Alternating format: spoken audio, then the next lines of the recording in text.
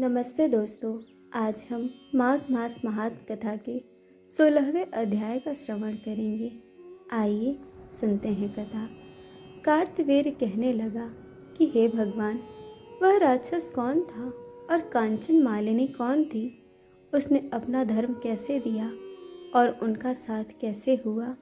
हे ऋषि, अत्रि ऋषि की संतानों के सूर्य यह कथा सुनाकर मेरा कौतूहल दूर कीजिए। तब दत्तात्रेय जी कहने लगे कि राजन, इस पुरातन विचित्र इतिहास को सुनो। कांचन मालिनी नाम की एक सुंदर अप्सरा थी जो माघ मास में प्रयाग में स्नान करके कैलाश पर जा रही थी।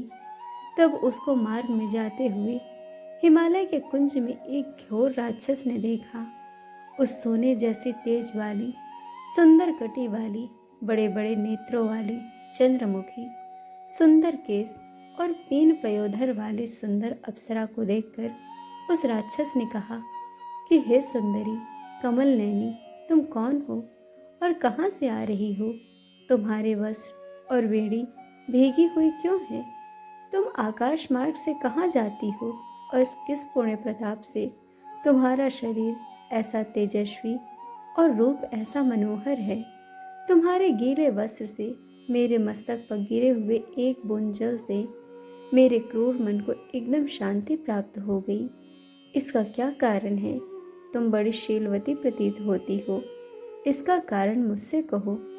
अप्सरा ने कहा, हे राक्षस, सुनो, मैं काम रूपिणी अप्सरा हूँ। मैं प्रयाग में संगम में स्नान करके आ रही हूँ, इसी से मेरे वस्त्र भीगे हैं। अब कैलाश पर जा रही हूँ, जहाँ पर श्री शिव निवास करते हैं। त्रिवेणी के जल से मेरी सब क्रूरता दूर हो गई, जिसके पुण्य के प्रभाव से मैं इतनी सुंदर और पार्वती जी की प्रिय सखी हुई। जो आश्चर्य देने वाला उदाहरण मुझसे ब्रह्मा जी ने कहा था, सो सुनो। मैं कलिंग देश के राजा की वेश्या थी। रूप, लावण्य और सुंदरता से अपूर्व थी। मेरी सुंदरता पर सारा नगर मोहित था और मैंने अनेकों प्रकार के भोग भोगे। अनेक प्रकार के वस्त्र और आभूषणों की घर में कोई कमी नहीं थी। कई कामी पुरुष आपस में स्पर्धा से ही मृत्यु को प्राप्त हो गए। इस तरह उस नगर में बड़ी सुंदरता से यौवन व्यतीत हुआ और मैं वृद्धावस्था को प्राप्त हो गई। तब मेरे मन में विचार उत्पन्न हुआ कि मैंने अपनी सारी आयु पापों में ही व्यतीत कर दी। धर्म का कोई कार्य, दान, तप, यज्ञ आदि नहीं किया। शिव या दुर्गा जी की आराधना नहीं की, न कभी भगवान विष्णु का पूजन किया। इस प्रकार अशांत चित्त से मैंने एक ब्राह्मण की शरण ली, जो वेदों का ज्ञाता और ब्राह्मणनिष्ठ था। मैंने उनसे पूछा कि मेरा निस्तार किस प्रकार हो सकता है। महाराज, साधु सज्जन अच्छे और बुरे सभी पर दया करते हैं, इसीलिए मुझ दीन पर भी कृपा करके मुझ कीचड़ में डूबी हुई को पकड़कर उबारिए। क्षीर सागर क्या हंस को ही दूध देता है, बतख को नहीं देता? तब वह ब्राह्मण राजा का पुरोहित इन सब बातों को सुनकर मुझ पर दया करके कहने लगा कि तू ब्रह्मा के क्षेत्र प्रयाग में जाकर माघ मास में त्रिवेणी संगम में स्नान कर, परंतु मन में अशुभ क्रिया का विचार नहीं करना। पापों के नाश के लिए महर्षियों ने तीर्थ स्थान से अधिक और कोई प्रायश्चित नहीं बतलाया। प्रयाग में स्नान करने से तो अवश्य पवित्र होकर स्वर्ग को जाएगी। हे भामिनी, पुराने समय में गौतम ऋषि की स्त्री को देखकर इंद्र ने काम के वशीभूत होकर कपट वेश में उससे भोग किया था। इसीलिए ऋषि द्वारा श्राप दिया गया और उसका शरीर अत्यंत लज्जा युक्त हजारों भगों वाला हो गया। तब इंद्र नीचा मुंह करके अपने पाप कर्म की बुराई कराने लगा। मेरु पर्वत के शिखर पर स्वच्छ जल वाले सरोवर पर एक स्वर्ण कमल से भरे हुए कोटर में घुस गया और अपने पाप को धिक्कारता हुआ कामदेव की बुराई करने लगा कि यह सब पापों का मूल है।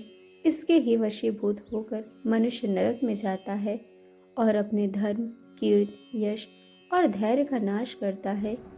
इंद्र ऐसा सोच रहा था, सो इंद्र के बिना सारा देवलोक शोभाहीन हो गया।